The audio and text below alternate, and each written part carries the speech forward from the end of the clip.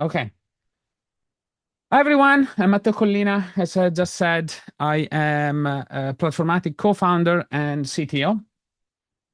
So, as I said before, I am a member of the Node.js Technical Steering Committee.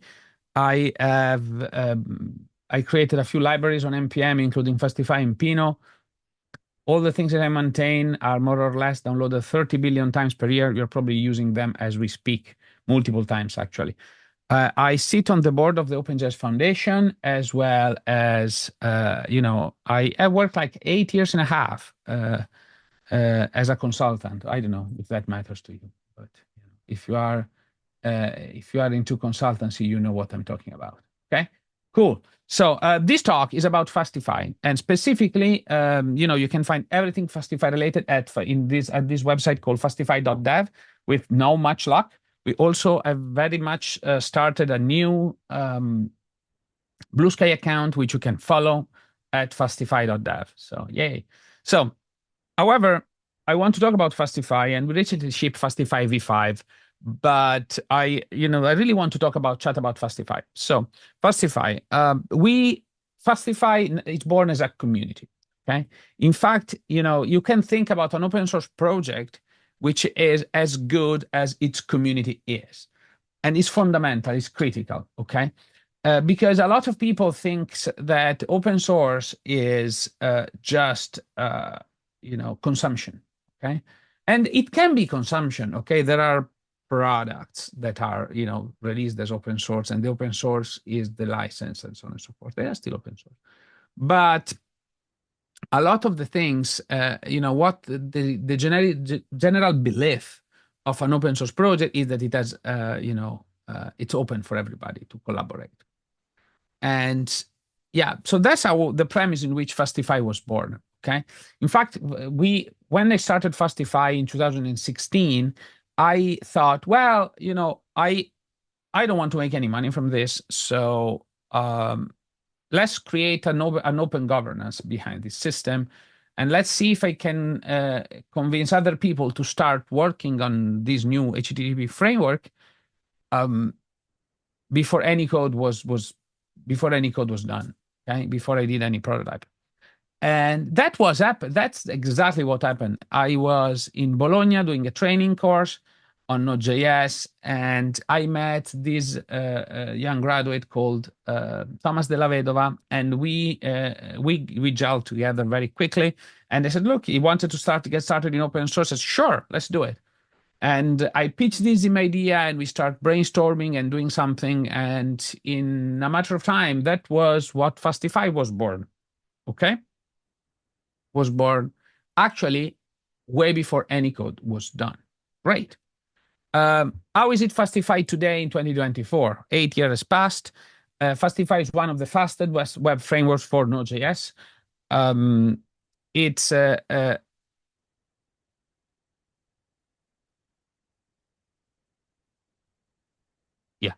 it has 21 collaborators, and it has now reached version 5, which shipped in September. This is the talk for Fastify. By the way, I just want to note that Fastify is a CommonJS dependency, but you can definitely use it from ESM as much as you want. I tried to put all the example as ESM here. It has an ecosystem of over 300 plugins. Okay. Note that it takes a lot of effort to build one of those frameworks. Okay. And typically they have very little return of investment if in case you do them correctly. Okay. If you put the community first, you tend to have it's very hard to get a positive ROI. So what we have tried to do with Fastify is to spread the effort among everybody that uses it. So basically, the gist here is that we want, if you're using Fastify, okay, we want you to be part of this ecosystem. Therefore, it means that if you have a bug, it's your bug, it's not my bug. Okay, I will be very happily reviewing the code and doing all the things. Okay, but this is absolutely not something that we don't fix your bug for you. If you have a bug, we tell you you have a bug, so do you want to help out in fixing it. Okay. This is very important and very critical. It's not common in a lot of other open source projects that have this co-ownership culture, and it's something that you should be aware of when you're doing Fastify.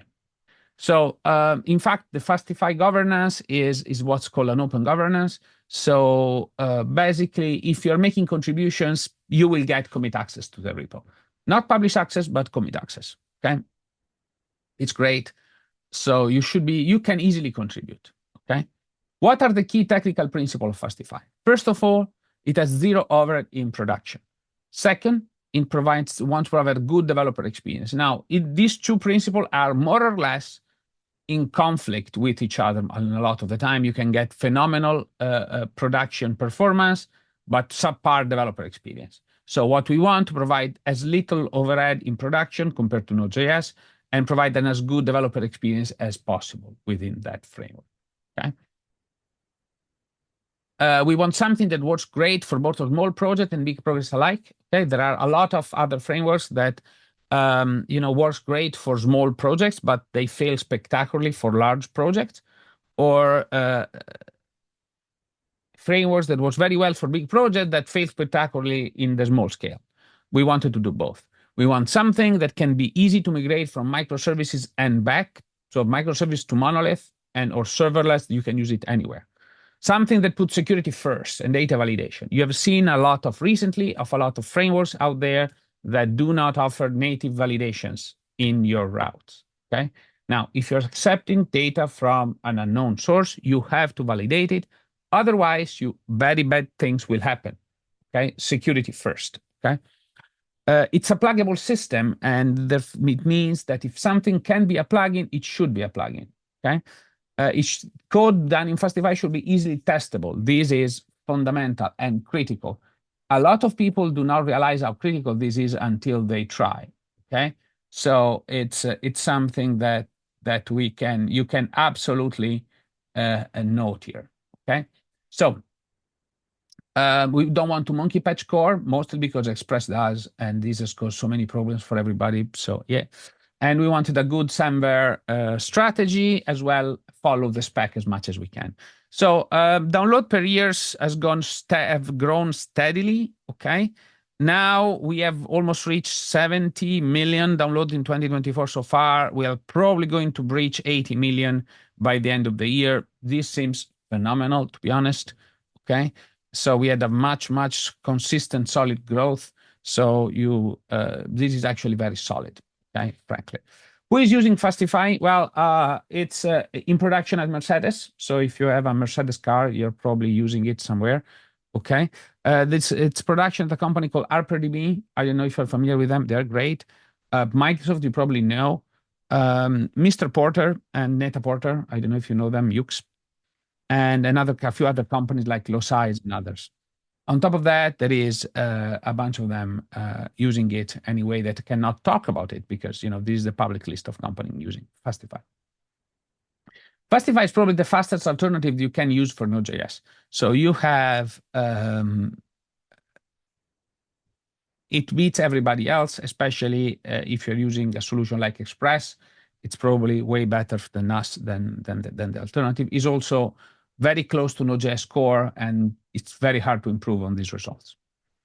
It has 60 core plugins. Okay, as I said, Fastify is fully pluggable ecosystem, which means that it's great. Okay, and you can add a lot of behaviors that's not part of the core frameworks via the core plugins.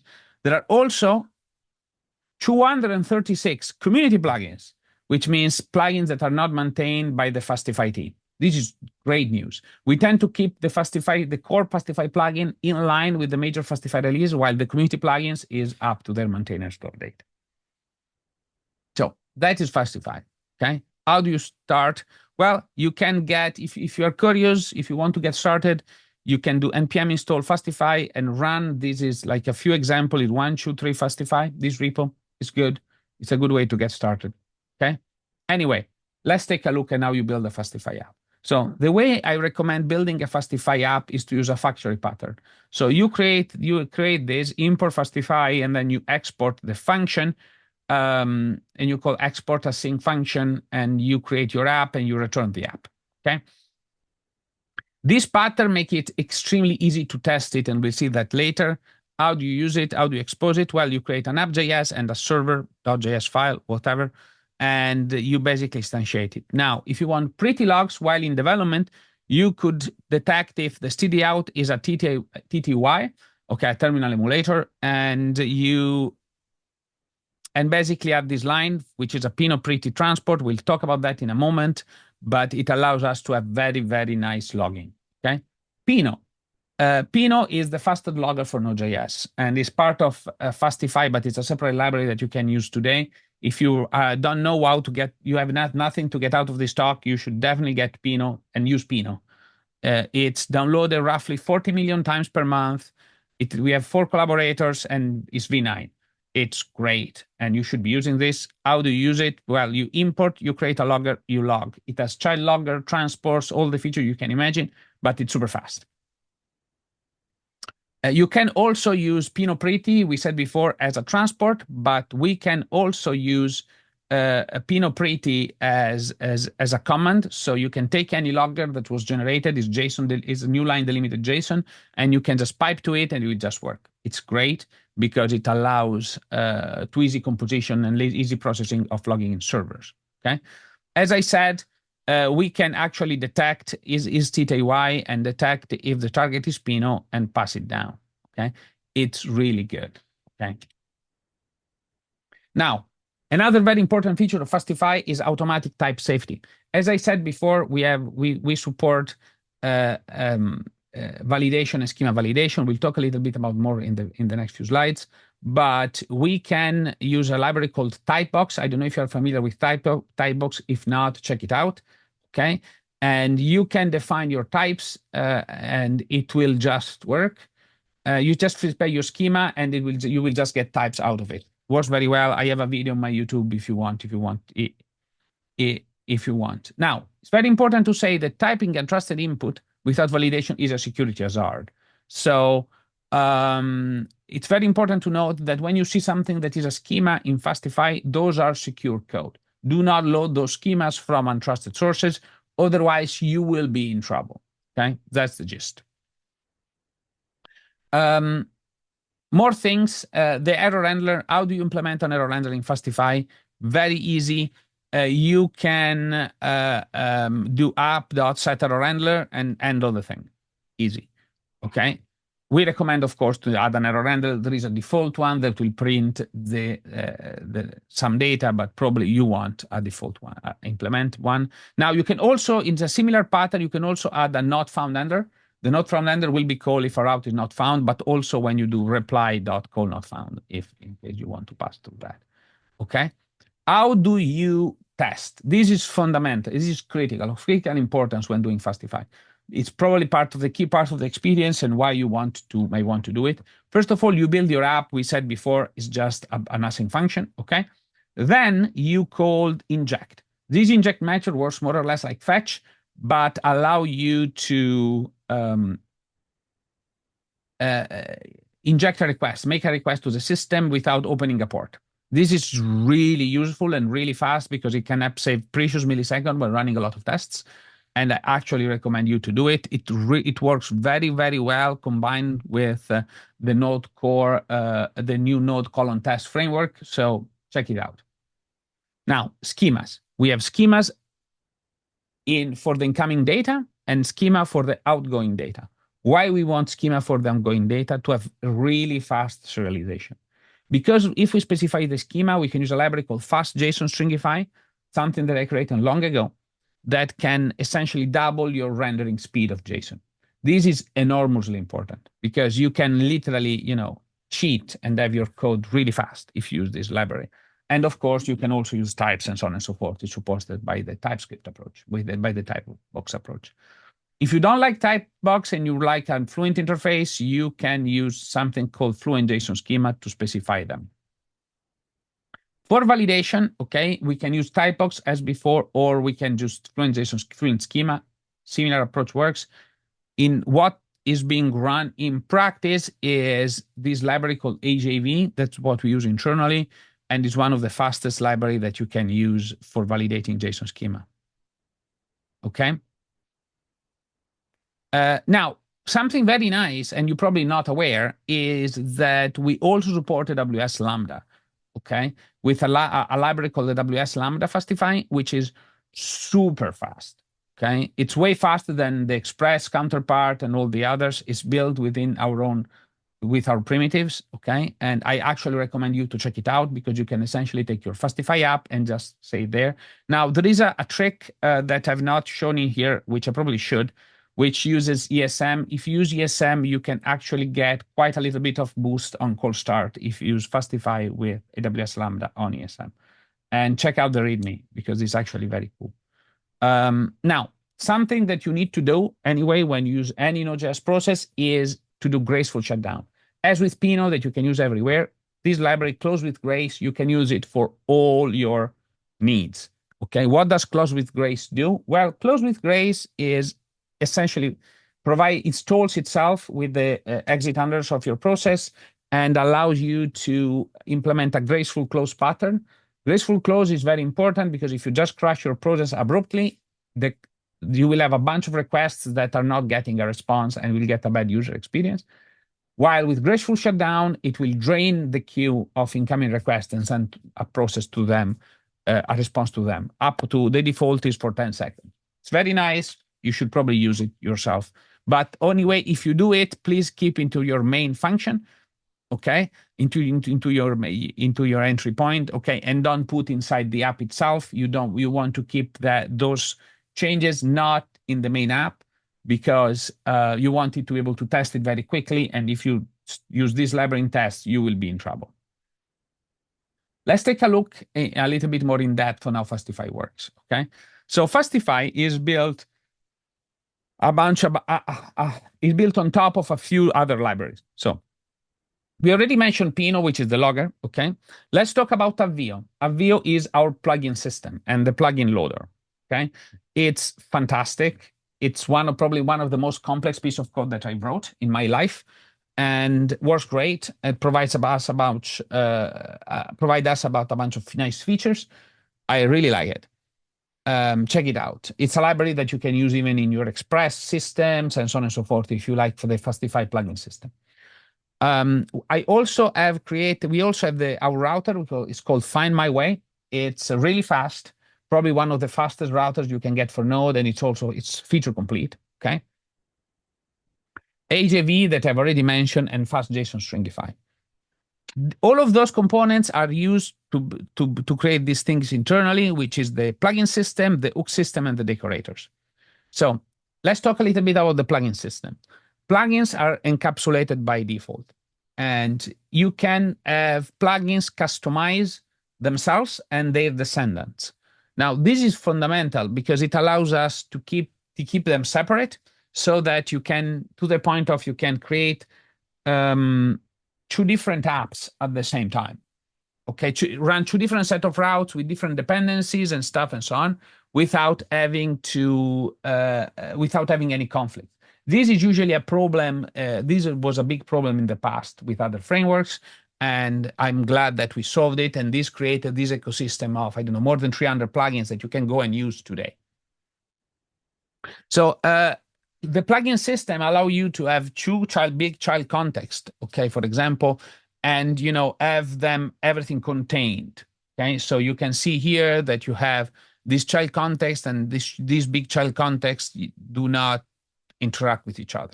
It's fantastic because these allow us to have dependencies that can even conflict with each other to some extent, and everything will run so smoothly. How do you create a plugin? It's very easy. Okay, you just do async. You just default create an async function. That's it. That's a plugin. Okay, super easy. Okay, and to use a plugin, you just call app.register, and you can just pass the plugin or import the plugin, and the promise will be resolved automatically. Everything works. Now, this is the example that we showed before that creates all the encapsulation. Okay, and as you can see, we are encapsulating things. Okay, and this is encapsulated by default. So we have the public context, which register the grandchild context, And this decorate request, we'll talk a little bit about that. Decoration is allow us to attach a variable to the object. Okay, so request.foo, okay, here. And here on request, whenever we get a request, we get we say foo and bar and so on. Okay, and you can see these are different. It's really powerful because it allows us to customize things internally without having to alter the external routes. You can also break encapsulation. This is probably one of the hardest thing in Fastify. So from every now and then, when especially when you're building open source modules, you want to be able to share some functionality between two contexts, between two plugins. So, and not just with descendants. So you can use the Fastify plugin route to do so, which is pretty cool. And this allows us to create these kind of nice systems when you have, an apps made of apps, and you can essentially use Fastify to build a modular monolith if you want to do so. What's the recommended structure? This is our recommended app structure. You have the app.js. We have a bunch of plugins here. These are automatically loaded. We'll talk a little bit about that in a second. We have routes, in here, and we have tests. All the plugins can go and expose themselves so that they are available in routes. Now, I've talked a little bit about hooks. Fastify do not adopt a middleware structure. You can use all the middlewares if you want. You can use, there are plugins for that, but generically, we do not run middlewares. We have lifecycle hooks. What is the difference between a hook and a middleware? Well, a hook is a function that is completely executed and returns. Versus a middleware, which you need to call another function and wait for that execution to complete. You can add behavior all around. So we do, first of all, when you receive a request, we do routing. That's the only moment when routing happens. This is different compared to Fastify, to Express, for example. Then we get the on-request hook at this point in time. Then we have pre-parsing. We do parsing. We have pre-validation. We do validation. We do we have the user handler and is pre-handler hook after validation. After that, when a response is sent, we do a pre-serialization, of course. Then we send the request. We do on-send, and then this will have the serialization happening, and then we send the response. And last but not least, we send the response. We have a response hook after the response is sent. I mentioned about autoloading the plugins. Super easy. You can use the Autoload npm module. Works great. Just use this. Works fantastic. Now, I mentioned about the v5 change. So Fastify v5. Fastify v5, what did we change? Well, the first change is we made it sync with the Node.js LTS schedule. Fastify v4 supported down to Node 14, which is a long time ago. So it was becoming complicated to maintain this kind of broad support. So we basically bumped Fastify v5 to be Node 20 plus. Mostly because Node 18 is is going end of life in April 2025. So it has been drifting behind Node 20 for a while. So we don't really want to have that around. And now you can see that Node 20 is going out of LTS in April 2026, which is pretty good, to be honest. So basically, we will not have to support end of life Node.js version for a long time, which seems pretty good. We also removed 9 deprecations, which is, wow, a lot of deprecations being removed, okay? So we deprecated a bunch of things in Node v4, and we removed all of them for v5. This was great. And we added one big feature, which is the Diagnostic channel. Diagnostic channel are a feature of Node.js, which is built for APM vendors for the monitoring systems, okay, like OpenTelemetry, Datadog, that they can use this to instrument the library itself, okay? This is great because it allows essentially zero const inspection, and I think it's fantastic. So you should check it out. All the guides is available at this URL on the fastify.dev website. doc latest guide, migration guide v5. If you want, there is a QR code that you can test it. Okay. So few things about our company, Platformatic. We care a lot about backend development with Node.js. So if you want to build your Node.js systems, you should check us out. We have released something very nice recently, what is called now a Node.js application server. And it's, I don't know, you should check it out. Okay. Platformatic is, we want to help you guys getting rid of the differentiating heavy lifting of building Node.js application. Okay. Imagine that you want to move from A to B. Okay. What we provide you is something that can get very, very quickly to B, and then like with a fast train, and then, give you a nice car to go to the last mile. Okay. This is probably the most effective way of moving and building software too. So you should check it out. So what do we do? Well, we provide out of the box a primitive to deploy, optimize, autoscale Node.js apps. And we have decided not to build a new runtime. We just enhance the Node.js you know and love. So there is no reinvention or rewrites required. And we simplify application management, for example. And in fact, we've been able to enhance the application performance by providing way better autoscaling and systems, autoscaling systems for your apps. And I don't know, this generically has been perceived to reduce operational cost, which usually it's a big thing these days.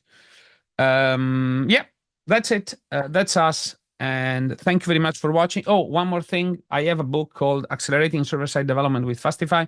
You can find on all the online stores. And, you can check it out. It's great. It's built on Fastify 4, but most of the concepts are exactly the same. So you can check it out. Thank you very much for watching. And yay. Bye.